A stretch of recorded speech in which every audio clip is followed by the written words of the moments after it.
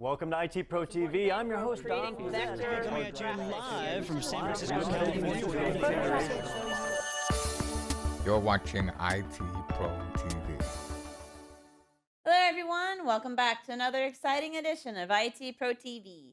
I'm your host, Vaughn Smith, and this is our Cisco Cloud Fundamentals series. And in this episode, we're going to talk about storage provisioning and our new topic area of cloud storage. And here is Mr. Ronnie Wong to help us out. How are you? I am doing well, Vaughn. Thank you again for joining me as we continue on in our Cisco Cloud Fundamentals.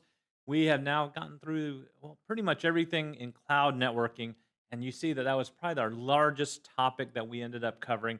More details in there, and that's some of the details you have to at least get ready for the exam. For one reason or another, they've chosen to make that one a little bit more technically challenging in the number of devices, as well as some of the details behind the products that are actually in there. And you can't blame them. It's a Cisco exam. You're going to actually have to kind of get used to being asked about, Cisco products. Well, now we're taking a little bit of step back and starting to take a look at the realm of cloud storage. Now, when we start going into the area of cloud storage, we need to begin by understanding the idea of provisioning here, okay? When we start talking about the idea of cloud storage. Now, when we start talking about provisioning, well, the fundamental way that we understand how to actually provision things is where we want to begin, okay? So on a regular desktop computer, most of us probably in desktop computer or laptop computer, you probably save just about everything that you do on your own computer, right? There's a hard drive in it in which you save your programs to, your operating system's probably running there as well. But even data files are normally saved there. Today, we also tend to get ourselves synced up to a cloud device of some sort, such as Dropbox or OneDrive, any of those other ones that are out there that are really good services. And that's because we realize that we can lose data very easily. And for those of you that are big, gigantic selfie takers and picture takers, right, you know that if that hard drive dies in your laptop or your desktop computer, losing those files may actually become something a bit more important. So having them synced up to a cloud is probably something else you want to be able to do. But in the realm of what we're talking about, especially for the idea of cloud computing itself, right? In the nature of actually running some type of cloud service, well, we have to understand the underlying technology, or at least the way that we can provision things out, okay? So when it breaks down to the idea of provisioning now storage, we now move from that kind of ethereal idea of, well, we just put it up in the cloud, to now saying, what is some of the underlying technology that's in the background to help us to do this? So we'll be taking a look at it from the most high view at this point, which is just basic provisioning, okay? And this is where we will talk specifically and especially about some of the different editions of RAID that you should know, okay? The idea of the redundant array of independent disk or inexpensive disk, or whatever you want to call them. There's always been so many different models or different ways that people have coined that. We also, of course, want to talk about the idea of disk pools that are out there, or storage pools, if you want to call them that as well. We need to also understand the difference between the idea of thick provisioning and thin provisioning too. All that is coming up for what we want to do, and even just a couple of other utilities, other ways to also, of course, provision storage. Okay, so storage provisioning is huge. It's massive because it underlines just about everything else that we do in cloud, types of networking and cloud, situations here. And that is because, well, without the storage, we really can't do much, right? So that's what we're actually going to talk about. So let's start off here as we do so, and let's make sure that we understand that particular term that we call RAID, right? Redundant array of independent disk or inexpensive disk. When I was first coming through, it was called inexpensive disks. But it essentially is that idea of creating what we call an array out of a bunch of disks, okay? And so that means that we can essentially group them together, plug them into a device that will now treat the combined storage together, okay, in a couple of different ways. And so we want to make sure that we understand some of the different RAID arrays as we begin in terms of provisioning. But we'll actually tell you that it's not the only way that we can provision it, but at least at the beginning, we're just reviewing, because I chose it this way because this is probably the concept that most of us are familiar with at the beginning. And then we'll move towards the more ethereal types of concepts so that we can understand this a little bit better too, okay? So let's go ahead and start by taking a look at kind of the two most basic RAID arrays here that we can create. So Vaughn, on my screen, what I've done is I've actually went ahead and created a diagram based on the idea of just the most simplest RAID arrays that we have available to us.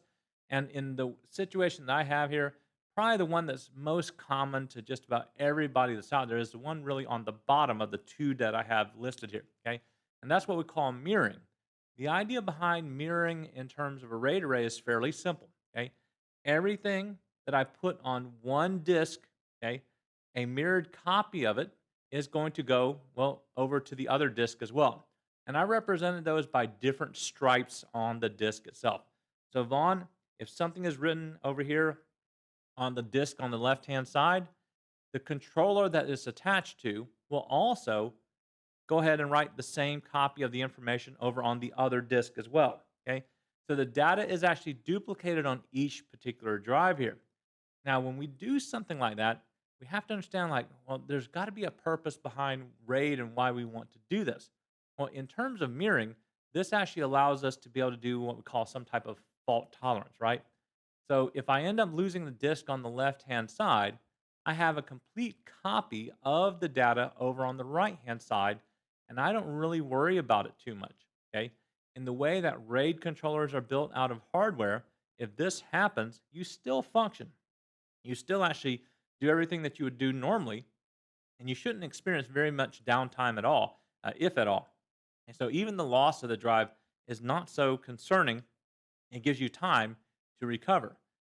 So if we did lose the drive on the left-hand side on the bottom over here, Vaughn, okay, what we would do in a regular RAID array from a server that's out there is we'd pop that server out. Okay, it has a sled that it pops out on.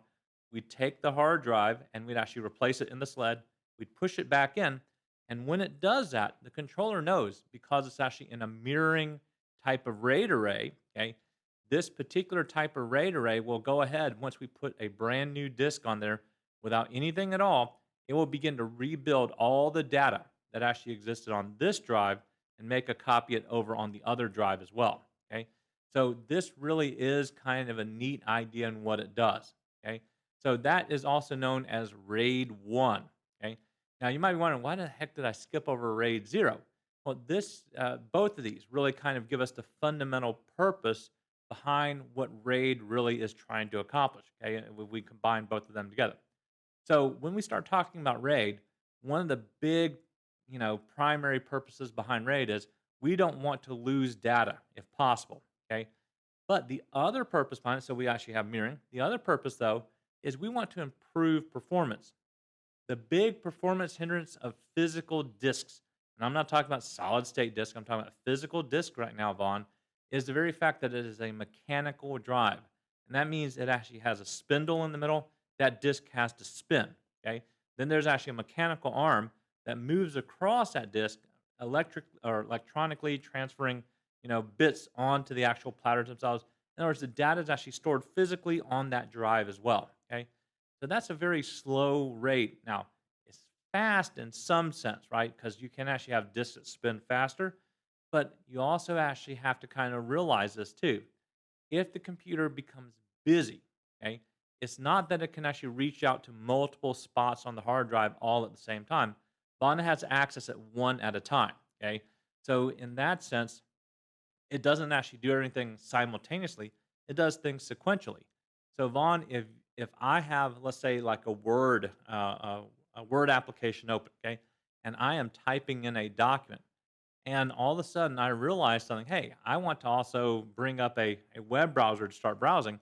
Well, to you and me, it might seem like it's actually working simultaneously, but it's just working as fast as it can on that hard drive to make sure it brings up that Word document, and it also at the same time is working with the web browser to ensure that everything is actually pulled up the way that we need to.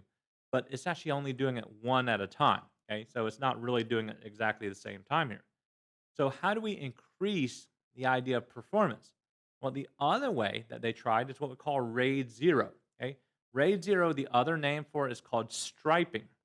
Now, when it comes down to striping, what the RAID controller does for us is it allows us to take, well, multiple hard drives. Here I only have two because I wanted to make sure that it kind of was parallel to what we had at the bottom. But you can actually have, well, multiple drives. Normally, when you actually do this, you want, well, the more drives, the better the striping is actually going to be. Okay, And the reason why is now you have multiple spindles essentially writing the same information. So Vaughn, in striping, we actually end up losing the idea of some type of fault tolerance because it doesn't prevent the loss of data, but I gain speed because now the idea of me writing a chunk of data, let's say it's 10 megabytes of data, I'm not having to wait for one spindle and one writing arm to write 10 megabytes of data. I'm actually sending it, and now I'm sending it to two arms, okay? Two spindles that are actually able to write that 10 megabytes. And let's say just theoretically, right, it's writing 5 to each. Well, to each drive. Well, that means it's going to do what? It's going to actually be really fast by comparison, okay? Now here, the loss of a single drive, though, okay, this is where it becomes more of an issue, okay? With striping, if you lose one drive, you lose the actual data itself, okay? So this is where you actually have to kind of realize that there are some drawbacks to this. You have to weigh the pros and cons for each one of these methods because you can have two for the price of one, in a sense, with striping, but it's also one. Yeah. So if it goes down. Yeah. And you actually bring up a good point. So if we go back to the screen here, I did kind of type on the top line, which I forgot to say here, okay, is that when you do mirroring here, Vaughn, notice I say a 4 terabyte drive, a 4 terabyte drive. Well, that gives you an overall total storage of 4 terabytes. And this is where most people kind of go, what? Well, remember that you're actually using, well, 2 drives to really simulate 1 drive, okay? Because a copy of it's over here, a copy of it's over here. So with these two, you only really are getting 4 terabytes of storage that you're able to access, okay? So that's why it gives you the highest fault tolerance that you can have because you get a complete copy of everything, but you do end up paying twice as much, like what Vaughn was saying, for the same amount of storage. In striping, theoretically, you can access up to 8 terabytes. Now, I say theoretically, and the reason why is that even though you can buy those capacities, as soon as you format it, in other words, you put a file system on it, you're going to lose some of that, okay? You're not going to be able to always gain exactly 8 terabytes here, so it's close, but just somewhere around that neighborhood of 8 terabytes, okay? But in this sense, even though you get more and you get speed, you don't get the fault tolerance that we do. So Vaughn, what seems like the perfect combination, right, is this is exactly what we actually did in the 70s, the commercials that ended up happening, right, is that you had a guy walking down the street with peanut butter and saying, this is the best thing in the world, and you had another guy walking down the street with a candy bar and it's the best thing in the world, and for one reason or another, they were so enamored by their pieces of chocolate and peanut butter, their jar of peanut butter, that they would collide and somehow the chocolate bar would end up smashed into the peanut butter, and then they realized what? Oh, this is the perfect combination of things. It's the best candy ever. It is the best candy ever. I don't care what you say. You put it in the refrigerator for a little bit of time, get so them cold, good. they're delicious, okay? So, we're not actually advertising anybody, but just kind of realize that is, okay? That's what we want. Well, the same thing happened in storage too, right? Once they realized that they could do either performance or fault tolerance, they start saying, there's got to be a way to do both, okay? So that makes sense that there's got to be a way to do that. But make sure you can at least understand like this basic concept as we move forward here, okay? Now, there are some other RAID arrays as well. And so the first one that we want, and pretty much kind of a few of them that you'll have to actually know, especially as you continue to move forward through, well, just about anything today, and because you're dealing with cloud storage or some type of storage array, is understanding something like RAID 5. Now, just when I say that, okay, Vaughn, RAID 5, when I first started working with servers, that was what you implemented, period. I remember this being Yeah. this was like the big mama. This That's was it. the one that will do all sorts of stuff for you, and it's like the top of the line. Yeah. But that was over 10 years ago, It probably, was a right? while ago, yeah. But now people go, RAID 5, who would ever implement RAID 5? And and you hate to say it, once you kind of realize some of the drawbacks, especially when you start talking about you're not storing just one person's data anymore in the cloud, right? You're actually sharing the storage. So when we go back to the idea of virtualization, right? We're not just partitioning anymore. Now we're pooling together our resources. And what we're actually doing then is saying, look, we got some of this, but in the same way here, we actually have to understand at least RAID 5, and there's a couple more that we'll pay attention to as well. So Vaughn, notice I have 3 disks here, and that's because RAID 5 requires a minimum of 3. Okay. Yeah. And that's our perfect candy combination of them putting it together. is. Now you have the performance and the fault tolerance that you say the best of both worlds. Yeah, to a point. To a And point, this is where it becomes a little bit more problematic, right? So in this sense of things, right, as far as RAID goes, that you can have a minimum of 3, but you can have a maximum of 32 drives here. Okay, so 32 actual hard drives you can have. So I don't know why they chose 32, but 32 is pretty much the maximum as far as I know that you can do. And the name of this is called striping. So you get the idea that this is about performance. But then there's something else that they call distributed parity. Okay, now Vaughn, that seems to be weird in terms of when you start talking about the idea of parity here. Okay, well, parity is kind of a weird thing because it doesn't actually make a copy of all the data. But what it can do is it can actually rebuild the data. Now, here's where the funny definition of RAID comes in. Now, Vaughn, if we go back just for a moment in terms of RAID 1 here, okay? So RAID 1, because it's actually just based on 2 disks, so right from the foundation beginning, right? We lose one drive, we can recover from that, okay? But Vaughn, if I lose 2 drives here, now I'm in trouble. Now, the likelihood of that happening isn't exactly great, but the very fact is, RAID is really at the heart, at the very beginning. It's really designed in terms of fault tolerance to help us to recover from the failure of one drive, okay? Not 2 drives, but 1 drive. So Vaughn, even here in RAID 5, if we lose one of these drives, we are still okay, okay? And what happens with the idea here is that now we start writing the data across all 3 drives, okay? That's where we get the speed that we want. But we now distribute the parity information on one of those stripes, okay? So on the first stripe that I'm showing you here, Vaughn, okay, at the very top of my my RAID array here, okay? So I put the parity on the 3rd disk, okay? Second spot here, or the second stripe that I've created, I put the parity in the middle disk, and then the 3rd stripe that I created, I put the parity way over here on the first disk, okay? This allows us to actually say, we don't want to store all the parity on one drive because, Vaughn, what happens if I lose that drive, okay? Well, yeah, that's where it actually becomes a little bit more difficult, okay? But because we can actually say we're going to distribute this, it makes it very easy. Now, there's a combination of things that it does to help us here, okay? So we get performance and fault tolerance to a point as long as we only fail with one drive here. Now, Vaughn, parity works weirdly, okay? What parity allows us to do, depending on which drive we lose, okay? So if we lose, let's say, this middle drive here, okay? There's a mathematical operation that's performed, okay? That's called XORing. I know Vaughn really cares about XORing here. But what it does is it actually allows us to be able to say, hey, with the remaining 2 drives, okay, I can XOR the data itself, and that will actually give me the ability to actually figure out what the remainder actually is over here and rebuild that data, reconstruct the data that should exist on that remaining part of that stripe. The same thing here in the middle. If I lose any part of it, then I have the parity information that I need, as well as another drive that should help me to also recover whatever I lost over here as well, okay? So for us here, that's actually kind of key when we do it. Now, when we talk about capacity though, Vaughn, this is what we have to actually realize and why we can only recover from the failure of one drive here, okay? Regardless of how large our RAID array is, whether it's 3 disks or whether it's 32 disks, the amount of space that I have access to, the amount of data, of storage that I have access to, is the total number of disks minus 1. Okay, so in 3 here, okay, if I have 12 terabytes, okay, which is what I'm showing here, okay, then I subtract out 4 terabytes of that. So that actually means I only get access to 8 terabytes.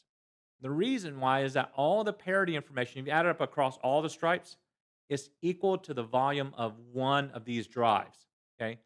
So that makes sense. If I can only recover from one drive, they're saying if you kind of get all the parity information, it's equivalent to the size of one drive. So even with 32 disks, okay, I really don't have the capacity of 31. Not a third of it, but a capacity of 31 because all RAID is doing, whether I have 3 or 32 disks, is this really helping only to recover from the failure of a single drive, okay? So that to me has always been kind of a neat way to actually be able to kind of think about this. Now, I'm going to show you an example of this parity idea in a moment. But overall, though, just make sure that you understand. So, Vaughn, now we have RAID 0 that we've talked about. Okay, remember that's called mirroring. Okay, we had RAID 1, right? Or is it the other way around? Okay, so let me check my own. that's right. Yeah. So just want to make sure. Nope. No, actually, RAID 0 is striping. Okay, and then RAID 1 is mirroring. Yep. So I did it backward. That was me. Okay.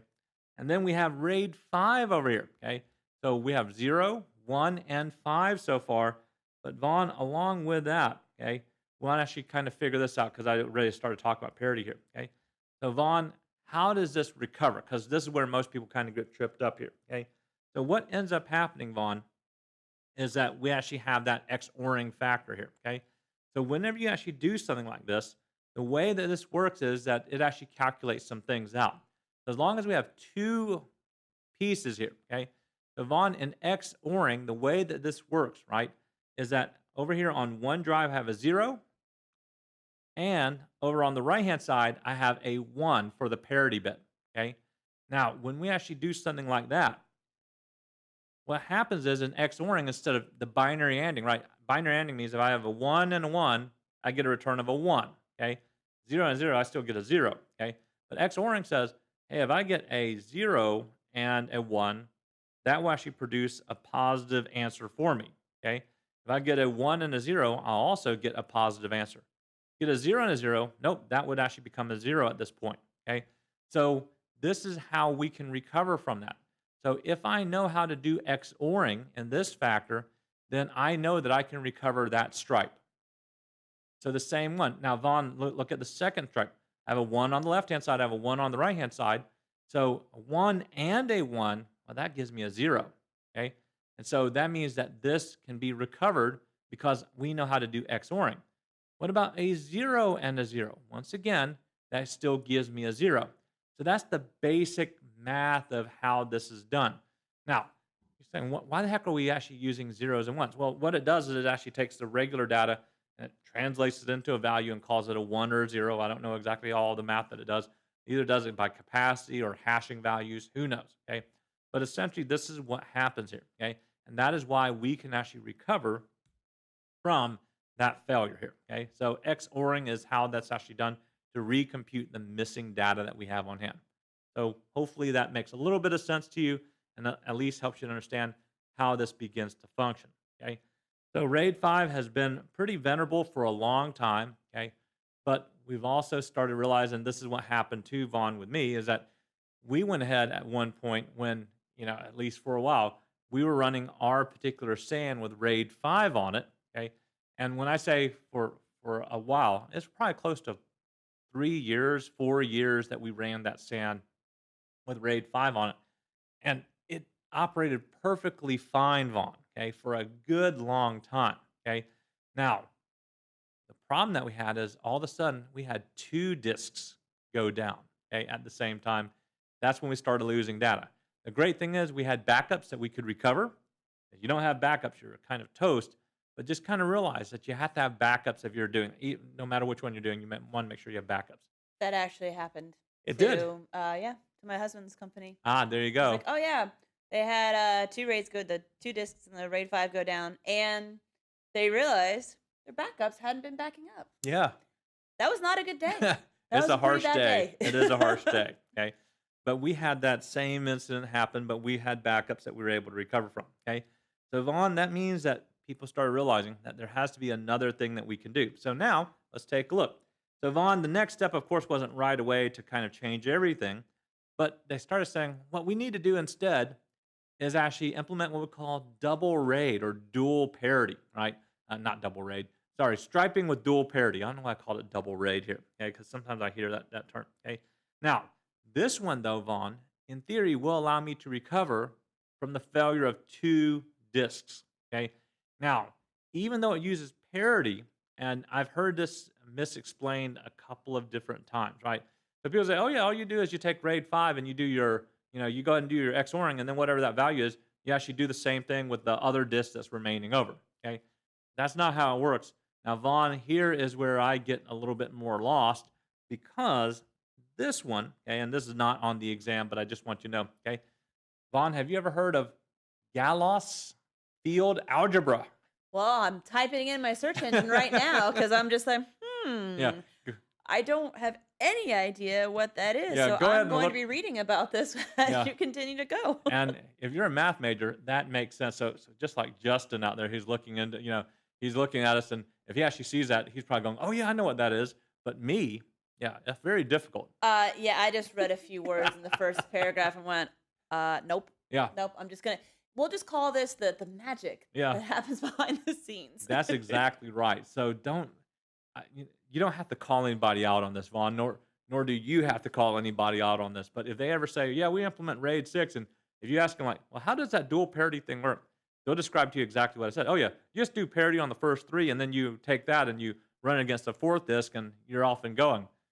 No, you always know in your own mind. No, this actually works on the principle of Galois field algebra, and you don't have to explain how that works. But if you want to, there's plenty. Actually, I think in the notes I have a link to it at some place. I could be wrong here. No, I actually do have a link to it in the notes, so you can actually click on it in the notes there and be able to actually see how this comes about. So a very interesting process, but that's the way that works. Now, Vaughn, on this one, it does require a minimum of 4 disks to make it work, okay? If I lose 2, I can actually recover from that, okay? Now, still no more than 2, though, okay? But Vaughn, now, this is where it began to make more sense in terms of cloud storage. I can have a max of 257 disks in comparison to 32, okay? So now we can see why moving into the cloud with something like this, okay, might be better, because I can actually increase the size of the storage that I have, and then of course be able to pull all that together and chop it up the way that I need to give access to people as they need to. Okay, but with the 2 disks, once again we start to decrease the chances of failure of 2 disks in a single array. Okay, that needs to make that happen. But you can see how that begins to happen here. Okay, so all of these right here. Okay, RAID 0, RAID 1, RAID 5, basics of RAID 6. You don't have to know about Galois field algebra. Okay, but just kind of at least understand the basics and the name that might be there, and that will help you out as you also prepare for the exam. Now, Vaughn, there's also a few others that we need to get across, and we need to talk about a couple of different terms, but I am taking a look at the clock, and I realize something. I'm only a couple of minutes out from our time here, so let's go ahead and just break this into a part 2, and then we'll complete the idea of understanding storage provisioning as we move through the field here of our cloud storage section in our show. All right. Well, that's been a great review for me, because I remember all these terms on it. Was it Net Plus or A Plus? Yeah, all of it. Yeah, all of those. And so that was a great review. Thank you. I've forgotten about a lot of that. And thank you all for watching. But we're going to go ahead and sign off for IT Pro TV. I've been your host, Vaughn Smith. And I'm Ronnie Wong. We'll see you soon.